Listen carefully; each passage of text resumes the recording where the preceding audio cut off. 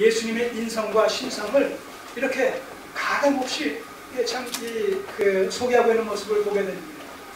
예수님은 한편에서 신성적 측면에서 봤을 때 하나님이시지만 인성적 측면에서 봤을 땐 인간으로서 인간의 연약성을 다 갖고 계시는 거예요. 그러니까 이 사마리아 이 지역이 산악지역이에요. 네. 그러니까 유대에서부터 여기까지 이렇게 오시는 과정 속에서 지금 여기 제6시라고 했는데 이건 한낮 정오를 얘기하는 거예요. 그게 얼마나 피곤하셨겠어요. 그러니까 잠깐 우물 곁에 쉬자 이렇게 이제 쉬시면서 그 계기에 제자들은 동네에서 먹을 것을 구하러 동네에 내려간 이런 그 상황이 지금 연출되고 있는 거예요. 예수께서 행로에 고나여 우물 곁에 그대로 앉으시니, 그래서 주님께서 우리의 모든 것을 채워가실 수가 있다 하는 이유가 여기 있는 것입니다. 우리의 연약함을 주께서 다 아신다는 거예요. 주께서 사람의 몸을 입고 오셨기 때문에 우물 곁에 그대로 앉으시니 때가 제60쯤 되었더라. 정오를 얘기합니다. 사마리아 여자 하나가 물을 길러 왔음에 예수께서 물 좀 달라 하시니, 자, 이 정오의 한낮에 사람들은 더워서 나오지 않는 이때에 이 여인은 그 사람들의 눈총을 피해서 오히려 그때에 사람들이 오지 않으니까 그때에 와서 물을 길러 나온 거예요. 뒤에서 우리가 보겠지만 이 여인은 그리 도덕적으로 윤리적으로 정숙하지 못한 여인이었단 말입니다. 그러니까 동네에서 그 사실을 아니까 그저 보기만 하면 수근수근 하니까 부끄러워서 창피해서 또 그게 싫어서 사람의 시선을 피해가지고 이렇게 한낮에 한 더위에 홀로 물을 길어 우물가로 찾아온 것이죠. 이렇게 주님과 타이밍이 딱 맞아 떨어집니다. 주님께서 말씀하십니다. 여인이여, 물 좀 한 모금 마시게 물 좀 주실 수 있겠소? 우리는 이 주님과 이 사마리아 여인과의 대화를 통해서 나름대로 이 전도의 복음 전파의 어떤 방법이라고 할까요? 이런 것도 여기서 한편으로 엿볼 수가 있다라는 말씀을 먼저 드립니다. 그런 의미에서 이 복음 증거, 자연인에게 복음을 전한다라고 했을 때 우리는 처음부터 어떤 성경적인 얘기를 가지고 꺼내기보다 일반적인 얘기, 현실적인 얘기로부터 접근을 함으로 말미암아 상대방과 격의 없이 대화할 수 있는 이런 분위기를 만든다라는 것이 참 중요하다는 것이죠. 자, 예수님께서 이 여인과 대화를 하는 과정 속에서 물을 좀 달라고 하셨는데 이 여인, 예수님에 대한 이 여인의 그 인식이 어떠했느냐라고 했을 때 그 구절을 보세요. 사마리아 여자가 가로되 당신은 유대인으로서 어찌하여 사마리아 여자 나에게 물을 달라 하시나이까?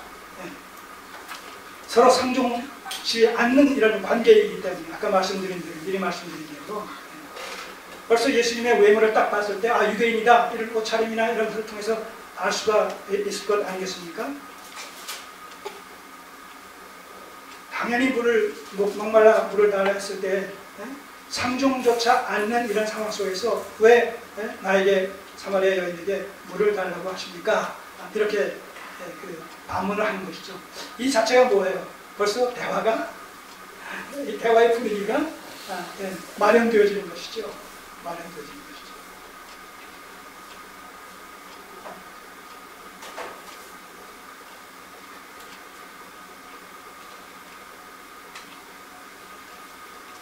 그 유대인이 사마리아인과 상종치 아니하리로라 이렇게 해석을 해놨습니다. 그 배경에 대해서는 아까 말씀드렸습니다. 자, 여인이 이렇게 반문하자 10절에 주님께서 이렇게 말씀하십니다. 예수께서 대답하여 가라사대 네가 만일 하나님의 선물과 또 네게 물 좀 달라 하는 이가 누구인 줄을 알았다면 네가 그에게 구하였을 것이요 그가 생수를 네게 주었으리라. 우회적으로 말씀하시는 것이죠. 다시 말해서 물 좀 달라 하는 이가 누구인 줄 알았다면 이게 무슨 말이에요? 내가 누군지를 네가 알았다면 그 얘기 아닙니까?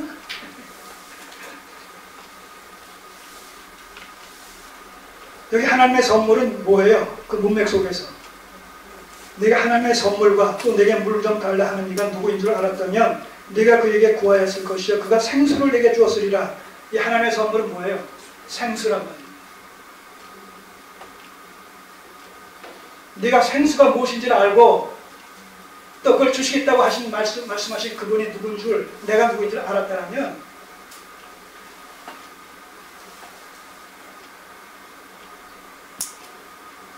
생수를 내게 주었을 것이다. 그러니까 이 여인은 주님께서는 영적으로 말씀하시는데 이 여인은 뭐예요? 자꾸 이제 현실적으로 물리적으로 경험적으로 현세적으로 접근하는 거예요. 꼭 니고데모와의 주님과의 대화 그대로입니다. 내가 거듭나야 하늘나라에 들어갈 수 있다. 내가 이렇게 늙었는데 다시 모태에 들어갔다 다시 나와야 된단 말입니까? 이런 질문이나 똑같은 이제 질문을 그 후에 합니다. 11절 여자가 가로되 주여 물기를 그릇도 없고 이 우물은 깊은데 어디서 생수를 얻겠사옵나이까? 생수를 주시겠다고 얘기하니까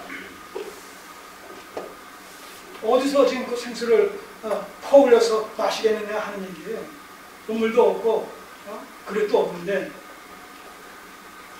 그리고 이 우물은 깊은데 어디서 생수를 얻겠사옵나이까? 우리 조상 야곱이 이 우물을 우리에게 주었고 또 여기서 자기와 자기 아들들과 짐승이 다 먹었으니 당신이 야곱보다 더 크니까 우물도 없고 깊고 또 허물 것도 없는데 주신다고 하니까 이 야곱의 우물을 가지고 우리가 지금까지 살아왔는데 그러면 당신이 이런 것과 상관없이 또 영원히 목마르지 아니할 이런 생수를 주신다고 하니까 그럼 당신이 야곱보다 더 낫단 말입니까? 더 우월하단 말입니까? 능력이 있다는 말이니까 그렇게 현실적으로 접근을 하는 거예요. 13절 예수께서 대답하여 가라사대 이 물을 먹는 자마다 다시 목마르려니와. 그렇죠? 야곱의 우물과 주께서 주시는 생수와 대비시키시는 거예요. 인간적인 것과 영적인 것, 지상적인 것과 천상적인 것, 이거 지금 대비시키시는 거예요.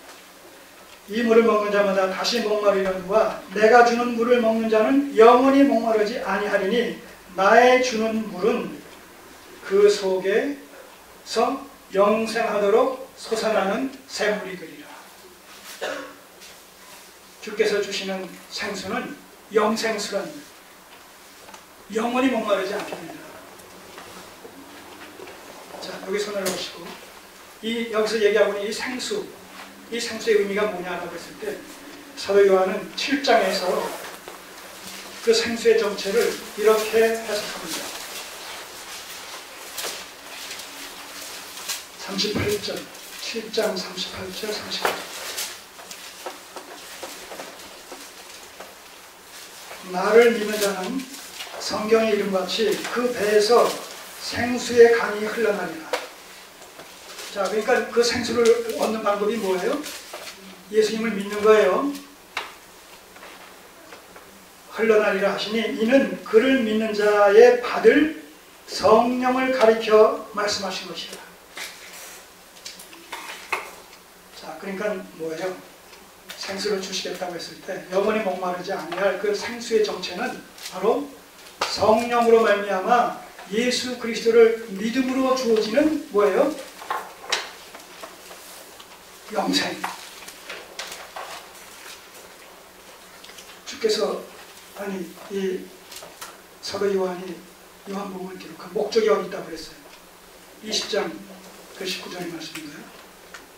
이를 기록한 것은 너희로 예수께서 하나님의 아들 그리스도이심을 믿게 하려 하며 또 믿고 그 이름을 힘입어 생명 곧 영생을 얻게 하려 하십니다. 그렇게 말씀하고 있지 않습니까? 바로 그 부분이라는 것이죠. 이 생수의 정체는 곧 성령인데 그것은 성령으로 말미암아 예수 그리스도를 믿음으로 말미암아 성령으로 우리에게 주시는 바로 영원한 생명, 그것을 얘기한다는 것이죠. 생수가 물리적인 그 샘물이 아니라 영원히 목마르지 아니할 영생수로서 곧 성령을 통해서 우리에게 주시는 구원, 부활의 생명, 죽어도 다시 살 수 있는 부활의 생명이 그 속에 깃들어 있기 때문에 영원히 목마르지 아니하는 이런 그 표현을 통해서 설명을 하고 계시다는 것이죠. 자, 이 얘기를 딱 듣자 이제 여인의 반응을 보세요. 여인의 반응 15절 돌아오셔서 여자가 가로되 주여 이런 물을 내게 주사 목마르지도 않고 또 여기 물길러 오는 수고도 하지 않게 하옵소서. 물론 수고라는 표현 없어요. 제가 거기 삽입시킨 겁니다. 여기 물길러 오지도 않게 하옵소서. 복음에 반응하는 것이죠. 자, 우리가 복음을 전할 때 그 복음에 부정적인 반응을 하는 사람도 있고 긍정적인 반응을 하는 사람도 있지 않습니까? 네, 이 여인은 즉각 반응을 하는 것이죠. 그 영혼이 목마르지 아니할 생수의 공급자가 예수 그리스도라는 사실을 여기서 인식하고 믿고 이제 비로소 그 생수의 의미가 그저 야곱의 그 우물에 지금 가득 차 있는 그 물이 아니라 먹고 마셔도 또 시간이 가면 목마르는 그런 물이 아니라 전혀 다른 영적인 그런 의미의 영생수다라는 사실을 직감하고 주여 이런 물을 내게 주사 목마르지 않게 해달라고 간청을 합니다. 복음에 민감하게 즉각적으로 반응합니다. 그랬을 때 주님께서는 그 말씀에 답변하시는 것이 아니라 엉뚱한 질문을 또 던지십니다. 이제 거기에 반응하는 이 여인 앞에서 그 여인을 향해서 뭐라고 말씀하셔요? 16절 가라사대 네가 가서 남편을 불러오라. 여기서 왜 이 말씀을 하시느냐? 복음을 받아들이는 과정에서 중요한 하나의 전제 과정이 있는데 그게 뭐냐면 자신의 죄인됨을 깊이 깨달아야 됩니다. 죄에 대한 인식과 그 인식된 죄에 대한 회개함이 전제되어지지 않는 구원이라는 건 있을 수 없어요. 왜냐하면 구원은 뭐예요? 죄로부터 해방이 기독교의 구원의 정체성은 성격은 죄로부터 해방 아닙니까? 그러니까 내가 하나님 앞에 죄인이다라는 사실에 대한 그 인식이 전제되지 않고서는 그 구원을 은혜로 감사함으로 감격함으로 받아들일 수가 없는 거란 말입니다.